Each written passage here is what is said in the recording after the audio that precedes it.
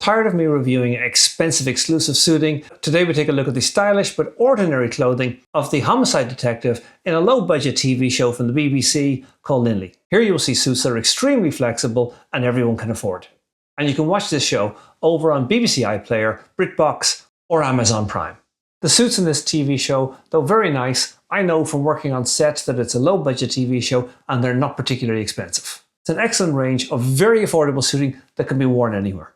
Hi, I'm Michael and welcome to my channel for the love of suits. I try to find inspiration on how to dress well from the best dressed men on the screen.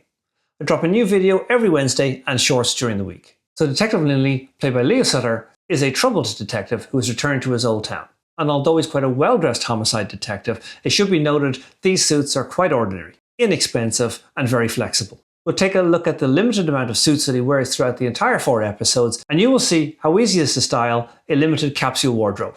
Although I feel the detective in this show, more than sporting a capsule wardrobe, is really sporting a signature look. A signature look is when you have a particular style, and even though you have a variety of clothing, it remains very much in the one style, even though you can change clothes and colours all the time. This is not necessarily desirable for everybody, but it's a very good way to make the most of a capsule wardrobe without it looking like you have a small wardrobe. So you won't see him wearing a large variety of suits, and he wears the same overcoat throughout the entire show. In fact, in this opening scene here that we're going to look at, you will see that he has a very nice herringbone tweed grey overcoat. It's a heavy tweed coat with a herringbone pattern, which is an excellent choice, and grey is also an excellent choice, particularly if you're going to have one piece of outerwear. If you have a limited budget, I would absolutely recommend you spending as much as you could on a good coat like this, rather than having a variety of outerwear. No one's going to notice if you wear the same overcoat all winter long if it's quality like this. He's wearing a Macintosh style overcoat where you will see it has a substantial collar but no lapels. Although he's wearing a suit, you cannot see it because the overcoat is covering the jacket. We'll take a little look at the suit in a moment. This is a good look, just having the shirt seen below the overcoat. You can wear it with or without the jacket depending on the temperature. You should definitely have a good solid piece of outerwear for your winter collection. I know there's a lot of videos out there where we're telling you the top 5 overcoats that you need for the winter. You just need one good piece. There may be top 5 out there, but you just need to choose which one suits you best and spend as much money as you can on that.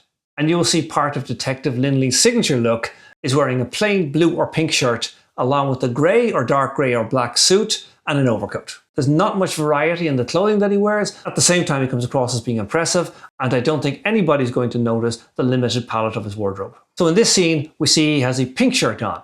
Pink certainly suits him. It doesn't work for everybody. If you like the idea of having an alternative colour to blue, but pink is a bit too much for you, think about salmon as an alternative. He also wears no necktie and the top 2 buttons of his shirt undone. This is perfectly acceptable in polite society, but I wouldn't go any further than 2 buttons. Here we can see his suit clearly. He's wearing a black 2-piece 2-button suit with notched lapels. He has flat-fronted trousers with a belt with no turn-ups or break. He looks good, he looks stylish, nothing too fancy, perfect for an everyday working homicide detective. And later in the show we can see that he has changed very little, yet still looks quite different and completely acceptable. Again, I think the strength and the quality of his overcoat is shining here. The herringbone keeps the fabric looking very interesting, and you can get away with wearing it far more often than you could with the plain fabric. Underneath, the only thing he has changed is he has switched his pink shirt for a blue shirt. It's obviously very much the same kind of tone. It's a standard dress shirt, but it looks good with his black suit and his overcoat. However, if you've watched my channel before, you know I'm very anti having a black suit. And while he looks pretty sharp, he would be much better, as we will see later, with a charcoal grey or a dark grey suit. Black is not a great colour for a suit in any circumstances. The only reason you really need to buy a black suit is to go to funerals, and I don't even think these days that's a requirement. If you objectively look at the screen here, you'll see black is quite a deadening colour. This goes for real life as well. I think it is a very deadening fabric. It does suck up all the light, and it makes for very uninteresting fabric. And therefore, that's all the evidence I need to present to prove conclusively that it's a bad idea to buy a black suit.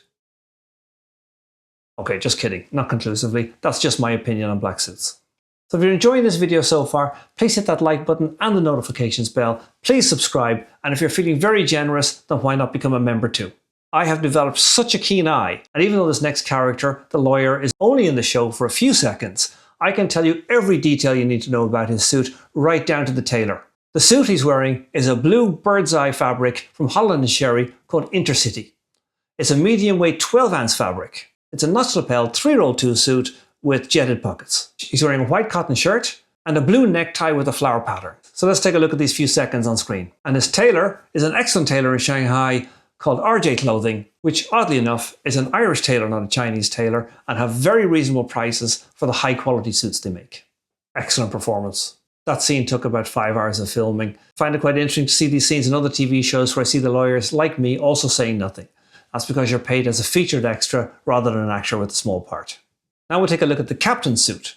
There's a big contrast between his obnoxious personality and his very nice fine suit. It's a blue check worsted wool fabric, notched lapel, 2 buttons. It's a very interesting and very nice subtle check. Perfect for being flexible. At a distance it looks quite plain and blue. Close up, it's a little bit of fabric eye candy with some very interesting details. He wears a light blue shirt, a navy tie, and plain navy pocket square. This is a very fine looking fabric, but I do not think this is a particularly expensive suit, and it could even be bought off the rack, as I think most of these suits were, but of course they were tailored on set. You may be familiar with this actor. If you've seen any British TV cop shows, you've most likely seen him pop up, usually as a villain or an obnoxious police chief. And you will notice that all the suits in this show are notched lapels. I think it should be a standard that anybody should go with notched lapels. Peak lapels should only be chosen for specific purposes. Perhaps if you're buying black tie, a double-breasted suit, or a suit for a very formal occasion, you may want to go with peak lapels. Or perhaps you're in a senior position in a large company, that would also be a good choice. But for most people out there, the default should be notched lapels for your suit. And here we see Detective Lynley with a much better choice of suit. He's sticking with the same light blue shirt, which is absolutely fine. It's part of his signature look. However, this is a very subtle dark grey check suit. You can't go wrong with the grey check. You can have it a higher contrast or lower contrast, depending on how subtle or outstanding you want it to be.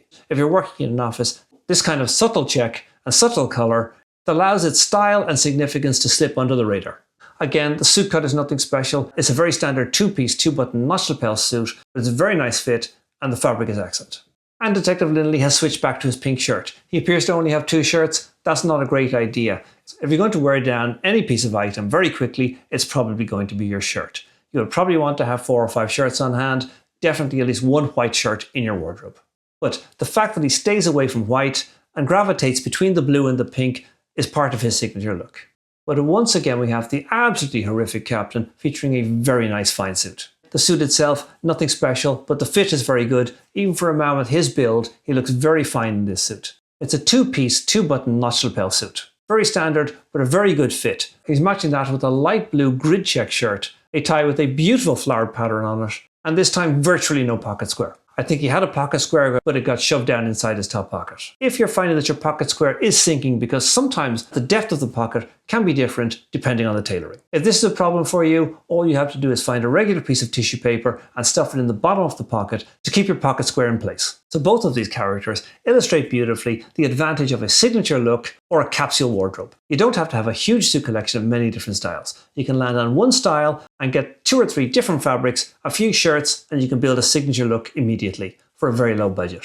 I have a lot of different suits, as you've probably seen me wear, but being into menswear, I like to try out different things. So once again, thank you very much for watching to the end. It really helps the channel, and I'll see you next week with a new video.